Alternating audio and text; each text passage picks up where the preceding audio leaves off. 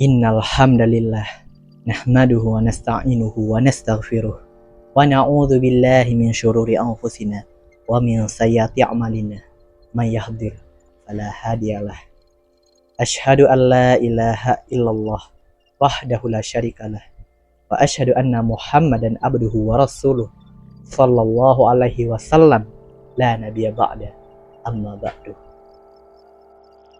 Aku Raffi Abdul Ghani, seorang mahasiswa dari Universitas Islam Negeri Imam Bonjol Padang, jurusan Pendidikan Agama Islam, dengan NIM 2514010074.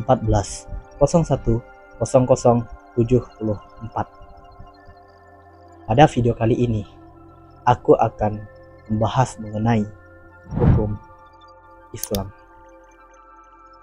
Pada hari ini, kita melihat begitu cepatnya dunia ini bergerak, namun kita tidak tahu apakah ini mengarah ke yang benar atau malah ke arah yang sebaliknya. Karena kita sudah bisa melihat di beberapa wilayah, di beberapa daerah, adanya ketimpangan sosial di masyarakat sehingga bisa merenggut nyawa. Rasa ketidakadilan itu turun-temurun diwariskan. Nilai-nilai kemanusiaan dibungkam oleh hiruk-pikuk kekuasaan yang kejam. Dalam situasi seperti ini, agama yang seharusnya datang menjadi cahaya bagi manusia, namun sekarang ini banyak disalahpahami, bahkan disalahgunakan. Coba bayangkan, agama yang seharusnya menjadi rahmatan lil alamin, tapi sering disalahpahami dengan wajah yang keras, namun kehilangan sisi kemanusiaannya.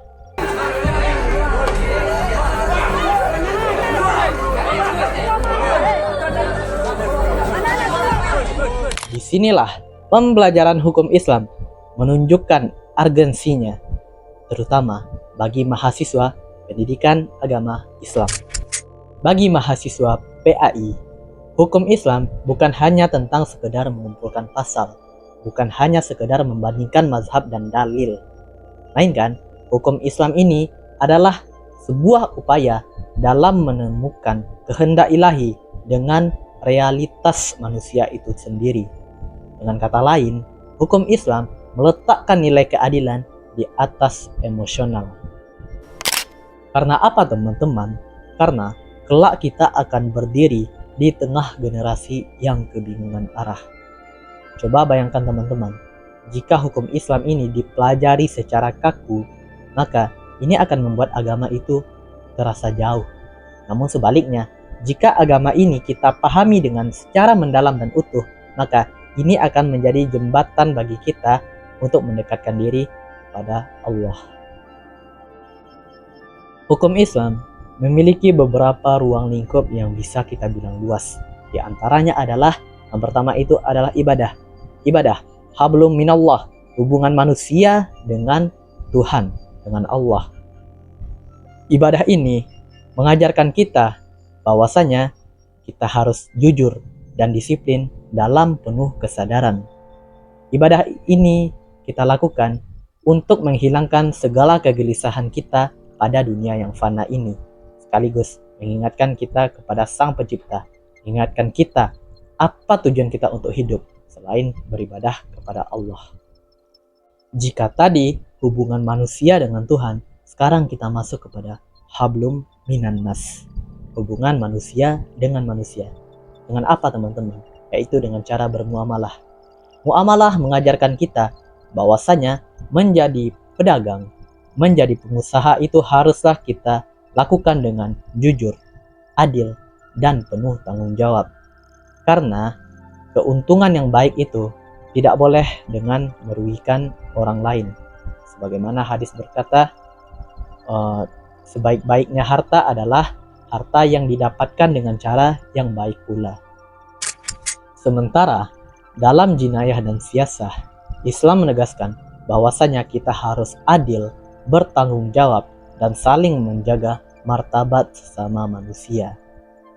Karena hubungan yang baik itu tidak boleh ditempatkan kepada kebencian, melainkan kita harus saling tolong-menolong satu sama lain.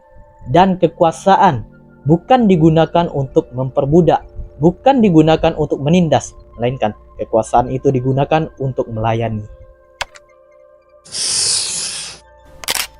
Pada dasarnya, seluruh ruang lingkup Islam yang telah saya jelaskan tadi itu hanya digunakan dalam satu tujuan besar, yaitu kemaslahatan manusia.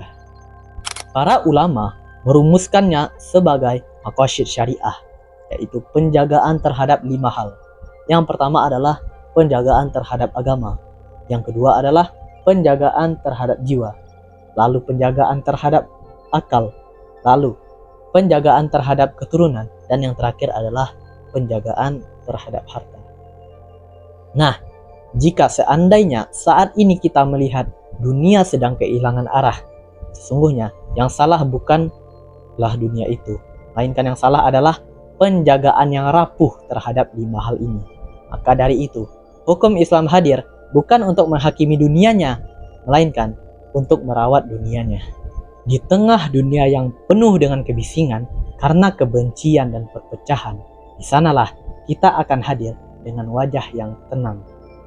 Lalu, dengan penyampaian prinsip yang tegas, namun lembut dalam penyampaian dan baik dalam bersikap.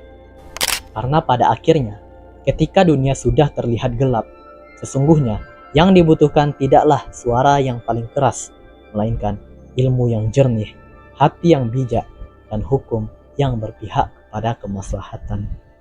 Dan di sanalah hukum Islam menemukan perannya yang paling hakiki.